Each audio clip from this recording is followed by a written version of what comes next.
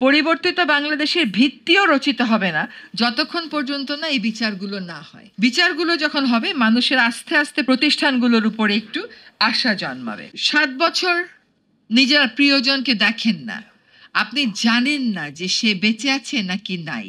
আপনার নিজের অবস্থান সম্পর্কেও আপনি জানেন না। কোনোদিন কি আশা ছিল যে এই পরিবর্তনটা আসবে দেশে, আপনারা এইভাবে করে কথা বলতে পারবেন? কোনোদিন কি আশা ছিল যে যে আয়নাঘরে আপনারা ছিলেন সেই আয়নাঘর জনসমক্ষে আসবে, দেশের মানুষ জানতে পারবে? কারণ স্বার্থের ঊর্ধ্বে গিয়ে ভয়ভীতিকে জয় করে ছাত্র জনতা দেখিয়ে দিয়েছে যে পরিবর্তন আসে, পরিবর্তন আনাটা সম্ভব। আপনারা যারা ভুক্তভোগী, আপনারা যেরকম কথা বলছেন, আপনাদের এই কথার সমর্থনে কিন্তু স্বৈরাচারের সময়ের থেকেও বিদেশিরা কথা বলেছে।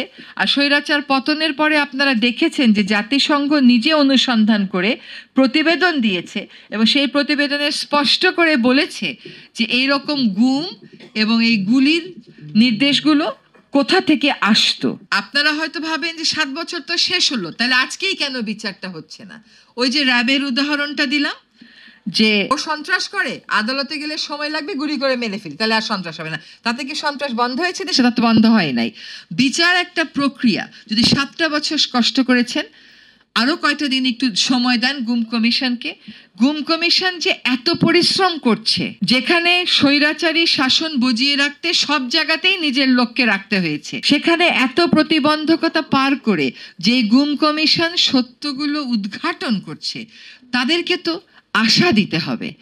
আপনারা হতাশ হয়ে গেলে তারা এই কষ্ট কার জন্য করবে? আপনাদের পরিবারের একজন সদস্য চলে গেছেন, কোনো সদস্য ফিরে এসছেন, আপনারা কেউ 135 দিন আয়নাঘরে থেকে ফেরত এসছেন।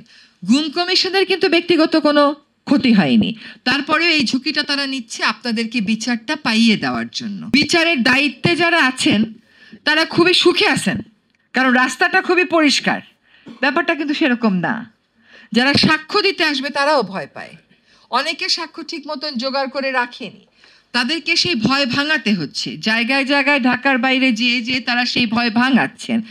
কাজে এইটা একটা প্রক্রিয়া, যে প্রক্রিয়াটা কারোর জন্য সহজ না, বিশেষ করে যখন 16 বছরের স্বৈরাচারের শাসনের পরে এই যাত্রাটা আমরা শুরু করি।